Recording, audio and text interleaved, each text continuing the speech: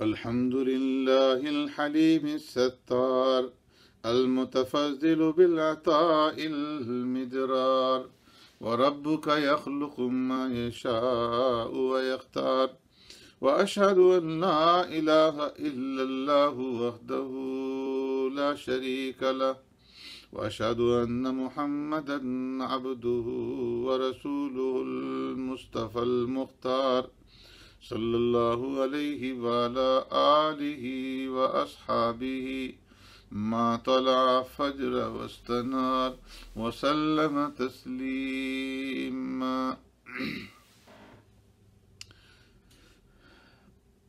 میرے محترم سامعین و ناظرین،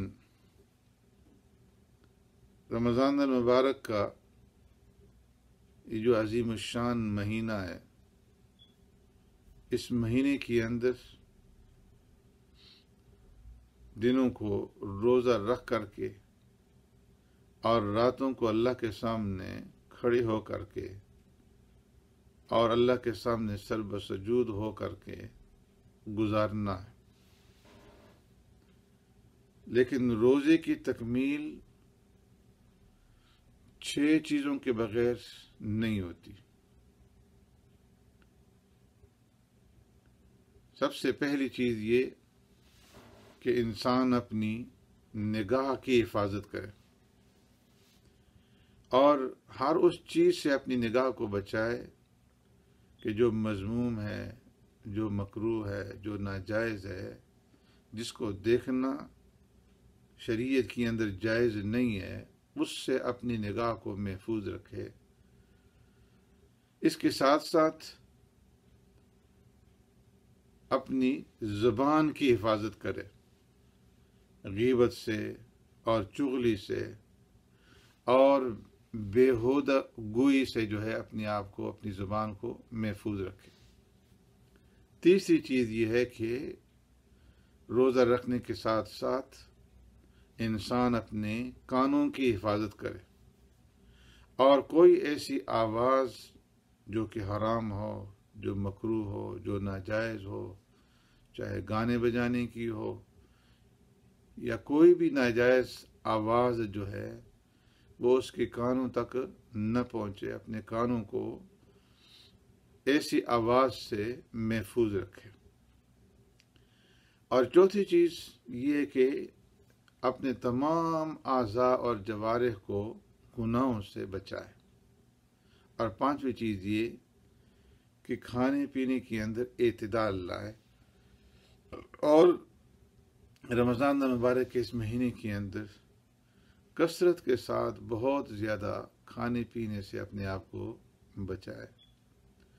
اور چھٹی چیز یہ کہ روزہ رکھنے کے بعد جب افطار کرے تو افطار کرنے کے بعد اس کے دل کے اندر ایک طرف خوف ہو اور دوسری طرف امید ہو۔ اسے اس بات کا خوف ہو کہ نہ معلوم اس کا روزہ اللہ کی بارگاہ کے اندر مقبول ہوا ہے یا نہیں، اور اس کا شمار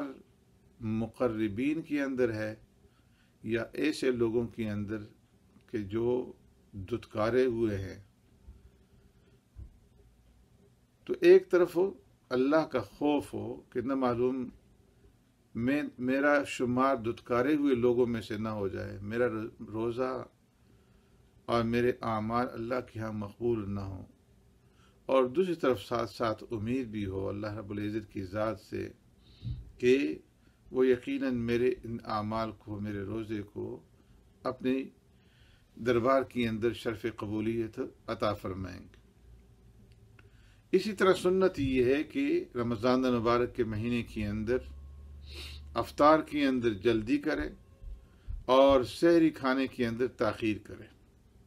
پیارے پیغمبر صلی اللہ علیہ وسلم نے ارشاد فرمایا، لا یزال الناس بخیر ما عجل الفطر واخر السحور۔ فرمایا کہ لوگ اس وقت تک خیر کے اوپر رہیں گے جب تک کہ وہ افطار میں جلدی کرتے رہیں گے اور سحری میں تاخیر کرتے رہیں گے۔ جلدی اور تاخیر کا یہ مطلب نہیں ہے کہ وقت سے پہلے افطار کرے یا وقت کے بعد تک جو ہے وہ انسان کھاتا رہے، بلکہ جو مسنون وقت ہے اس کے اوپر جو ہے وہ افطار کرے۔ سورج غروب ہونے کے بعد بہت زیادہ دیر تک افطار میں تاخیر نہ کرے، اور سحری جو ہے بہت جلدی کھا کر کے نہ سوئے، بلکہ آخری وقت میں سحری جو ہے وہ کھائے۔ اسی طریقے سے رمضان المبارک کے اندر یہ بھی سنت ہے کہ جس وقت ان بندہ روزہ رکھنے کے بعد افطار کرے تو مسنون یہ ہے کہ اگر تر کھجوریں، تازی کھجوریں میسر ہوں، مہیا ہوں، تو ان کھجوروں کے ساتھ روزہ افطار کرے، اور طاق عدد کے اندر کھجوریں جو ہے لے ان سے روزہ افطار کرے، 1 یا 3 یا 5 طاق عدد میں کھجوریں لے کر کے اس سے جو ہے وہ روزہ افطار کرے۔ اگر تر و تازہ کھجوریں میسر نہ ہوں تو پھر اس صورت کے اندر جو عام کھجوریں ہیں اس سے یا چوہاروں سے جو ہے وہ روزہ افطار کرے، اور اگر عام کھجوریں اور چوہارے جو ہے وہ بھی میسر نہ ہوں تو پھر اس کے بعد جو ہے وہ پانی سے روزہ افطار کرے۔ انس ابن مالک رضی اللہ تعالیٰ عنہ فرماتے ہیں، کان رسول اللہ صلی اللہ علیہ وسلم یفطر علی رطبات قبل ان یصلی فإن لم يكن فعلى تمرات فإن لم تكن تمرات خسا خسوات من ماء او كما قال، کہ پیارے پیغمبر صلی اللہ علیہ وسلم تازہ کھجوروں کے ساتھ نماز سے پہلے روزہ افطار فرمایا کرتے تھے، اور اگر تازہ کھجوریں میسر نہ ہوتی، مہیا نہ ہوتی، تو پھر آپ صلی اللہ علیہ وسلم تمرات سے، عام کھجوروں سے روزہ جو ہے وہ افطار فرماتے تھے، اور اگر عام کھجوریں بھی مہیا نہ ہوتی تو پھر سرکار دو عالم صلی اللہ علیہ وسلم پانی کے چند گھوٹوں سے جو ہے آپ صلی اللہ علیہ وسلم روزہ کھول لیتے تھے۔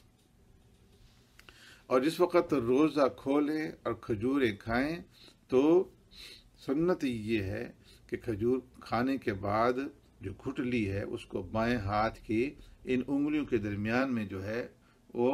گرا کر کے پھر واپس جو ہے پلیٹ کے اندر یا دسترخوان کے اوپر اس کھجوروں کی اس گھٹلی کو گرایا جائے۔ اور یہ بھی مسنون ہے کہ جس وقت افطار کریں تو افطار کی دعا جو ہے وہ مانگ لیں، جس طرح کہ حدیث میں آتا ہے کہ سرکار دو عالم صلی اللہ علیہ وسلم افطار کے وقت افطار کی دعا مانگا کرتے تھے۔ کان رسول اللہ صلی اللہ علیہ وسلم اذا افطر قال بسم اللہ اللہم بک صمت وعلی رزقک افطرت، پیارے پیغمبر صلی اللہ علیہ وسلم جب افطار فرماتے تھے تو فرماتے تھے بسم اللہ اللہم بک صمت وعلی رزقک افطرت، اے اللہ میں نے تیری رضامندی کے لیے اور تیری خوشنودی حاصل کرنے کے لیے روزہ رکھا ہے، اور میں تیرے رزق سے اس روزے کو افطار کر رہا ہوں۔ اور ابن عمر رضی اللہ تعالیٰ عنہ کے بارے میں آتا ہے کہ جس وقت وہ روزہ افطار کرتے تھے تو اس وقت یوں دعا مانگا کرتے تھے، اللہم انی اسألک برحمتک التی وسعت کل شیء ان تغفر لی، اے اللہ میں تجھ سے تیری اس رحمت کے ذریعے سے سوال کرتا ہوں جو ہر چیز کے اوپر وسیع ہے، اے اللہ تو میری مغفرت فرما دے اور میری بخشش فرما دے۔ تو افطار کے وقت جو ہے اللہ رب العزت سے دعا مانگ لے۔ تو رمضان المبارک کا یہ مہینہ اللہ رب العزت نے ایک عظیم الشان مہینہ ہمیں عطا فرمایا ہے۔ اس مہینے کے اندر روزے دار روزہ رکھ کر کے اللہ رب العزت کی رحمتوں کو لوٹنے اور اللہ رب العزت کی رحمتوں کی طرف بھاگنے کی کوشش کریں، اور ایسے اعمال کی طرف آگے بڑھنے کی کوشش کریں کہ جو اعمال اللہ رب العزت کی بارگاہ کے اندر شرف قبولیت اختیار کرے، اور اللہ رب العزت کے ساتھ حسن ظن رکھتے ہوئے اور صحیح عقیدہ رکھتے ہوئے اپنے اعمال کی قبولیت کی امید رکھیں۔ جتنے بھی فرائض ہیں، واجبات ہیں، سنن ہیں، ان کی پابندی کے ساتھ ساتھ جو مستحبات ہیں ان کی بھی پابندی اختیار کی جائے، اور جتنے بھی حرام چیزیں ہیں اور جتنی بھی مکروہ چیزیں ہیں ان تمام چیزوں سے اپنے آپ کو بچایا جائے۔ اعمال صالحہ کے اندر ایک دوسرے سے آگے بڑھنے کی کوشش کی جائے۔ اور اپنے حساب اور کتاب کو آسان کرنے کے لیے اللہ رب العزت سے دعائیں مانگی جائیں، اور موت کو اور سکرات الموت کو، موت کی سختیوں کو انسان رمضان المبارک کے اس مہینے کے اندر خاص طور پر یاد رکھے کہ ایک دن ہم نے موت کا مزہ چکھنا ہے، اور اس دن کو یاد رکھے کہ جس دن میں سارے انسان اللہ رب العزت کی بارگاہ کے سامنے پیش ہوں گے اور اپنا حساب اور کتاب دیں گے۔ ایسا دن یوم یفر المرء من اخی و امہ و ابی و صاحبتہ و بنی، جہاں نہ کوئی رشتہ داری کام آئے گی اور جہاں نہ حسب اور نسب کا کوئی رشتہ کام آئے گا، جس دن نہ انسان کو اس کے گھر والے کوئی نفع پہنچا سکیں گے، اور نہ اس کے مال اور اس کا اسباب جو ہے اس انسان کو کوئی نفع پہنچا سکے گا۔ اس انسان کے سامنے یا تو دوزخ ہوگی یا جنت ہوگی، اور جس دن اعمال نامے انسان کے سامنے پیش کر دیے جائیں گے،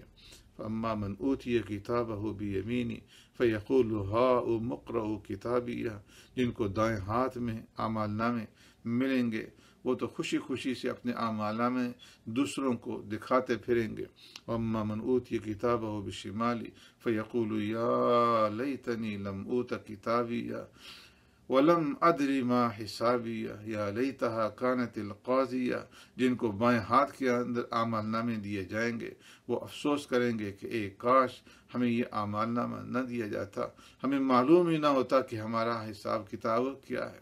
اس دن ہر ایک انسان کی زبان کے اوپر یہ خسرت شدہ الفاظ ہوں گے، یا ویلتنا ما لہذا الکتاب لا یغادر صغیرۃ ولا کبیرۃ الا احصاها، اے کاش اس کتاب کو، اس نامہ اعمال والی کتاب کو کیا ہو گیا ہے کہ اس کے اندر کوئی چیز بھی ایسی نہیں ہے جو چھوٹی ہو یا بڑی ہو جو اس کے اندر موجود نہ ہو۔ جس دن انسان کی ساری زندگی کی فلم جو ہے وہ اس کے سامنے چلا دی جائے گی، تو اس دن کی انسان جو ہے وہ فکر کرے، اور ہر افطار کے وقت میں اللہ رب العزت سے اس دن کی سختی سے پناہ مانگے۔ اللہ تبارک و تعالی ہمیں ہر قسم کی فساد سے بچائے، اور ہر قسم کی خسران سے اور ہر قسم کی ناکامی سے اللہ رب العزت ہماری حفاظت فرمائے، اور ہمارے گناہوں کو معاف فرمائے، ہمارے ساتھ اپنے عفو و درگزر والا معاملہ فرمائے، اور رب العالمین ہماری مغفرت فرمائے، ہمارے ماں باپ کی مغفرت فرمائے، اور تمام مومنین اور مومنات کی